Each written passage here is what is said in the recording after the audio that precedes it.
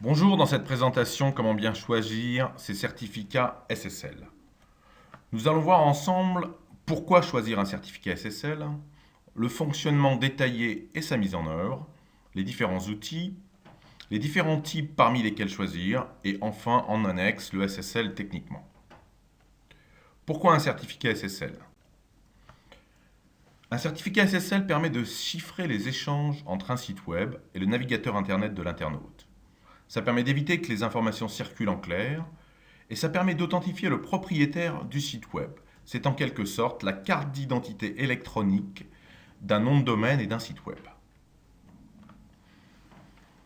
Pour l'internaute, ça se matérialise par un petit cadenas et puis le protocole HTTPS à la place du protocole HTTP. Dans le cas que nous voyons ici à l'écran, le certificat est un certificat Extended Validation et on voit dans ce cas, en plus, la barre verte. Si on clique sur le cadenas, on peut voir le certificat électronique du site web, du nom de domaine, en quelque sorte, sa carte d'identité qu'on visualise à l'écran. Mais à quoi sert le SSL? Il permet de rassurer les utilisateurs et les clients de sites web, ainsi que de messagerie électronique. Il permet aussi de protéger contre les utilisations frauduleuses des sites web et des messageries électroniques. La technologie SSL, Secured Socket Layer, parfois aussi appelée TLS, permet de crypter les échanges d'informations entre les serveurs web et les navigateurs Internet pour éviter que les informations circulent en clair. Et ils permettent de faire reconnaître une organisation, un nom de domaine, comme une organisation de confiance sur le web. Enfin, pour les messageries électroniques, il permet de sécuriser les échanges entre votre boîte mail et le serveur de messagerie.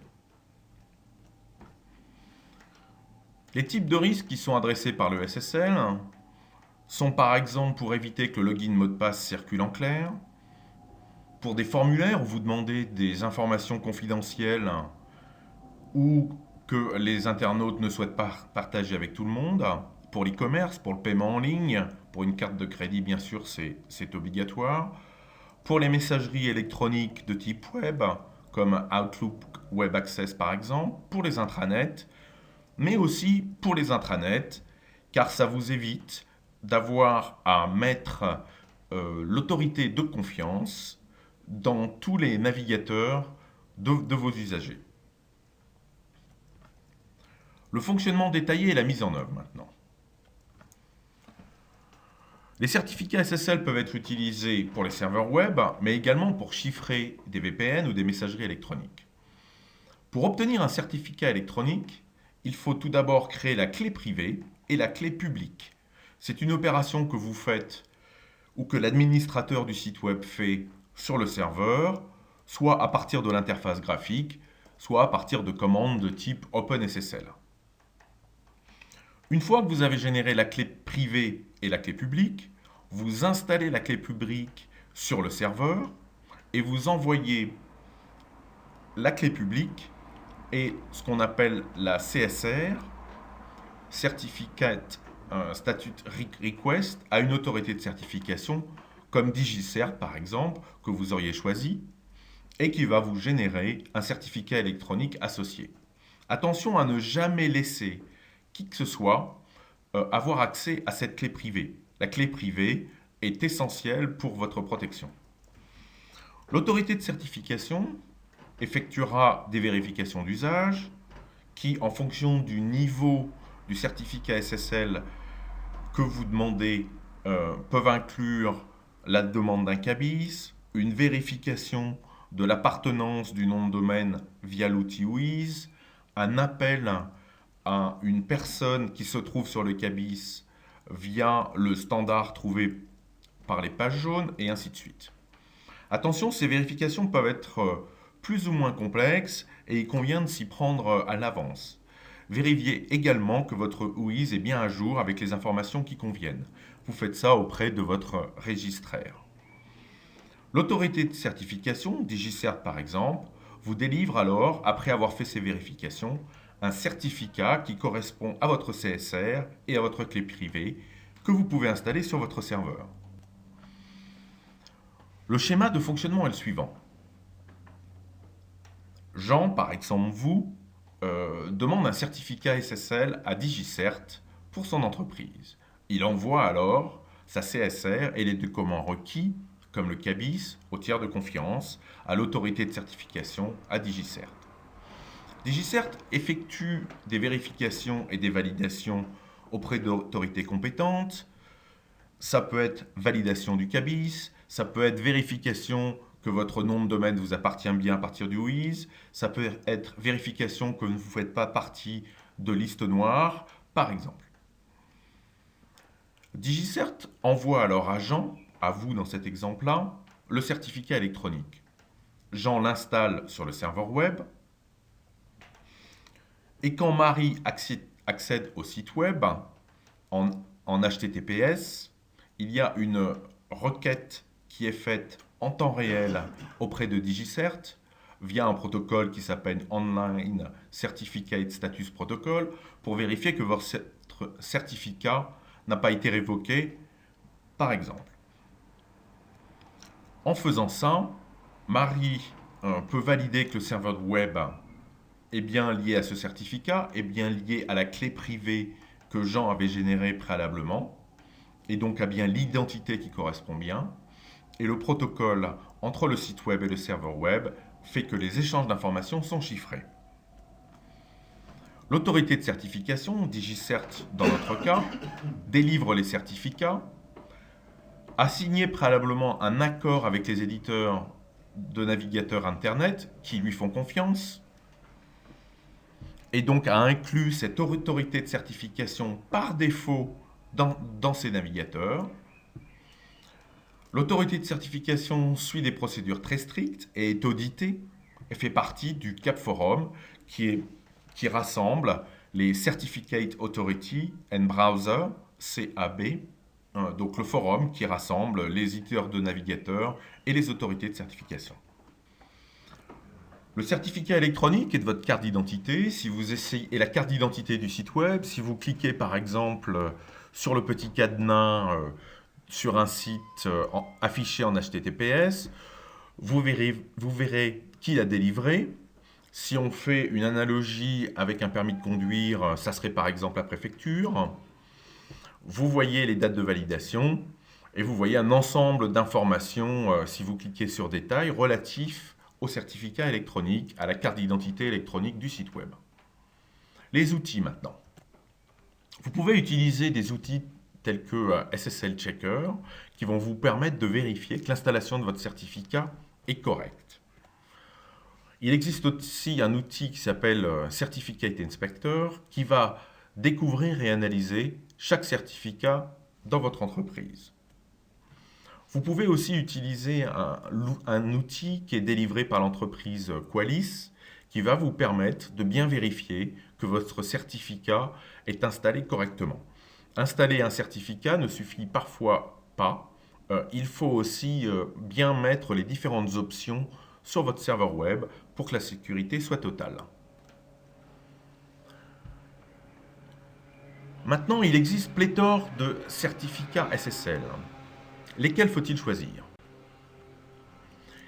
Les grandes classes de certificats sont les certificats Domain Validated, pour lesquels l'autorité de certification vérifie simplement le nom de domaine via un challenge response en envoyant un email à l'adresse qu'il a trouvée dans le WHOIS. C'est le plus bas de niveau de sécurité. On ne le recommande pas, sauf pour des intranets. Les types de certificats intermédiaires s'appellent les Organization Validated. Ils vérifient en plus l'existence de l'organisation à qui appartient le nom de domaine, en demandant par exemple un CABIS. C'est le plus utilisé. Il peut être utilisé pour des sites web standards, mais pas pour les sites e-commerce, ou pas pour les sites qui requièrent un niveau de sécurité et de confiance plus élevé auprès des internautes. Enfin, les certificats Extended Validation. L'autorité de certification vérifie l'existence physique, légale et opérationnelle de votre organisation. Les procédures sont un petit peu plus compliquées, cela peut prendre un petit peu plus de temps. Ce type de certificat peut coûter un petit peu plus cher, mais c'est le plus haut niveau de sécurité. Il est de plus en plus utilisé, il affiche la barre verte et accroît la confiance des internautes. Une technologie qui s'appelle Subject Alternative Name permet pour un certificat de choisir plusieurs noms de domaine pour lesquels il est valide. Ce même certificat peut être alors installé pour sécuriser plusieurs sites web avec des noms de domaine totalement différents. Ça permet de simplifier la mise en œuvre, ça permet d'avoir un seul certificat pour différents sites web et ça permet d'optimiser les coûts.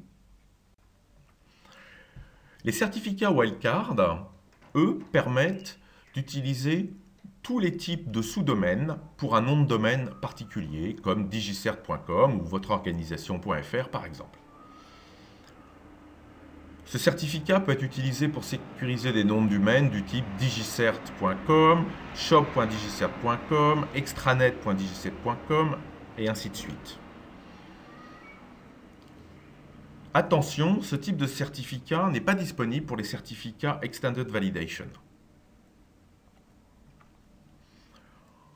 Vous voyez ici un résumé des différents types de certificats. Les certificats SSL+, par exemple, vous permettent d'avoir un seul nom de domaine et vous voyez que vous pouvez avoir un certificat à partir de 103 € par an, par exemple. C'est parfait pour un site web standard. Les Extended Validation, avec un seul nom de domaine possible, pas de SAN, qui affiche la barre verte, c'est parfait pour les sites qui requièrent un fort niveau de confiance, comme les sites e-commerce par exemple, et ils sont à partir de 173 € par an.